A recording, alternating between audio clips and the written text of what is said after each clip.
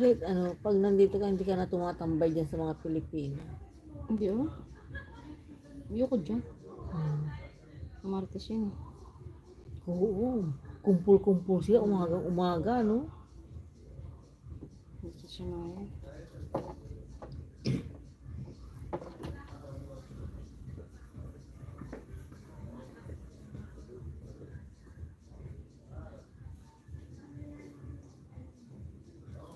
Kahit naman si Shanti eh. Pag nandito yun, hindi yung pinatambay dyan. Di ba, dumatandan ako dyan. Libre ano. Saan ka nagpupunta? Ah, Sabi niya. yun eh. Gusto mo malaman details ko? Kaya tanong ko ng ganun te. Oo. Anong dala-dala mo?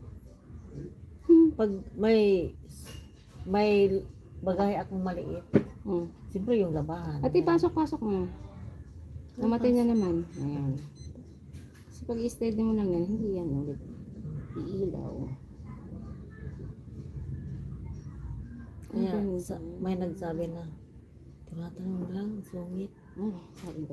Narinig ni Vilma. Hindi nila alam, hindi nila alam na magkakilala kayo. Sabi ni mabait yun. Ganun lang yun. Pag hindi ka kilala, hindi mo yun, ano. Yafe. Yafe, oh. Yafe, ay, ay, ay.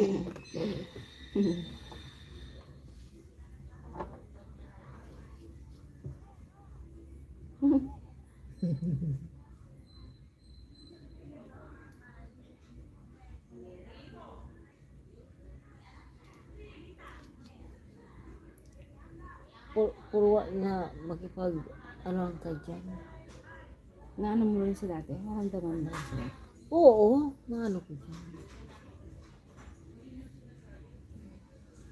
Kaya nga, ang tagal-tagal ko na dito, hindi ako ano dyan. Kaibigan sa kanila.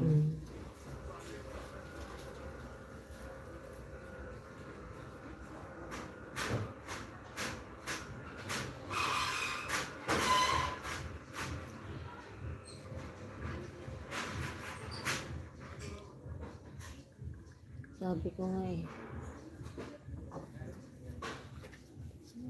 Anong work mo? Ginano ka pa? Oo. Kasi daan ka ng daan, anytime nandito ka. Yung bang Lagay mo te. Ibaba mo. walang oras, so walang oras yung daan, pagdaan ko dyan. Talagang lagi ka na siguro napapansin natin.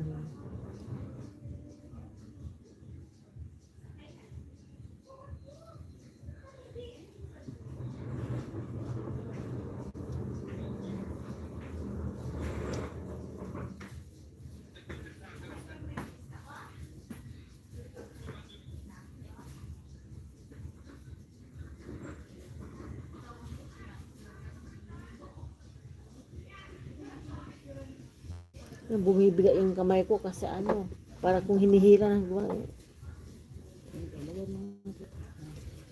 Baba.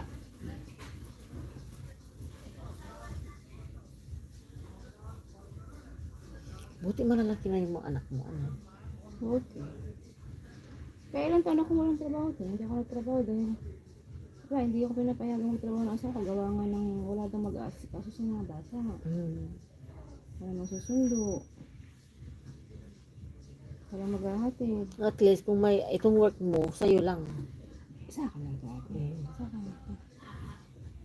Yun yun na ano yan. Hindi na ako nagbibigay sa kanya ng ano. Para sa mga baka nagbibigay ng allowance sa magulang ko eh. Kaya lang kasi matanda na te, may mga sakit na kailangan na maintenance sa mga gamutan. Isa na ako kukuha kung daw magtatrabaho. Ayoko naman na pati yun i-ano sa kanya.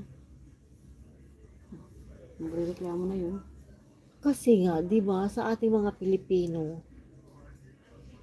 kasama yan sa buhay natin. Kung nasa abroad ka, magulang, bigyan Sabi niya nga sa akin, bigyan sila ng